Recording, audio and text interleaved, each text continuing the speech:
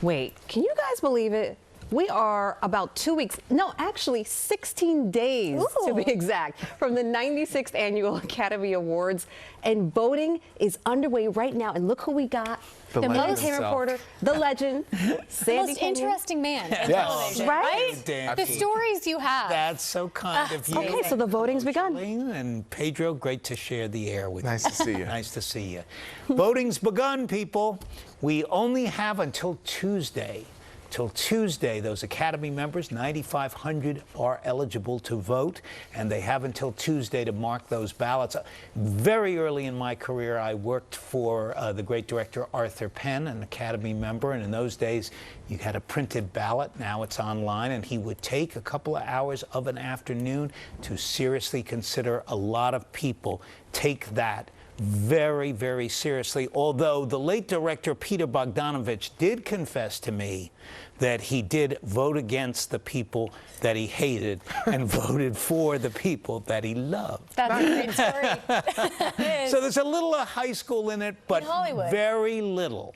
Because it's a very educated electorate. Yeah. It is a very small electorate. So let me ask you, what are your favorites so far? What are you looking at for Best Picture? Well, I think it's Oppenheimer's to lose at this point. I was moved by Barbie and Poor Things. Poor Things was my #1. More about that in a minute.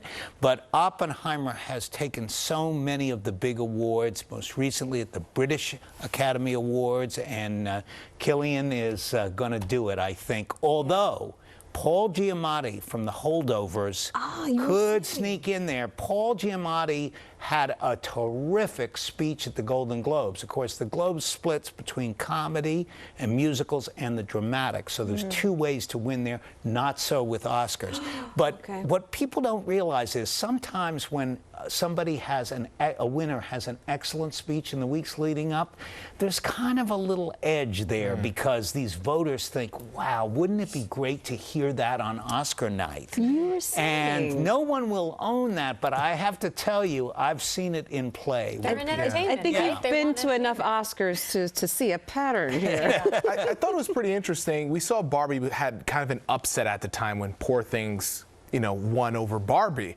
But it looks like it's gained that momentum, Poor Things, right? Yes, Poor Things, Emma Stone, a remarkable range required for this role. This was my #1 movie for the year. And it was just, it had everything. It was bold. I can remember talking to Tony McNamara, nominated for a screenplay. He's the writer. And after filming, he got back to London, and his wife said, so how did it go? And he said, this is such a big leap. It's either going to be a total flop or a total success. And it was a total success. Amazing movie. I don't know anybody who revs me up for these movies more than you do. And I'm checking them off. I still haven't seen Poor Things or The Holdovers yet. Do it. I know you see all the movies. I've seen every single film. So I like to play along every year. And at home, I make my picks and stuff. We share this, told me upstairs. How do you feel about Poor Things? I walked out of Poor Things and I was like, I've never seen a movie like this. I mean, it follows the journey. I don't want to give any spoilers, but cinematically, the way they shot the film, everything, it develops over time, and it's impressive. Sandy, do you have an extra seat to LA? Yeah. Let me come hang out with you.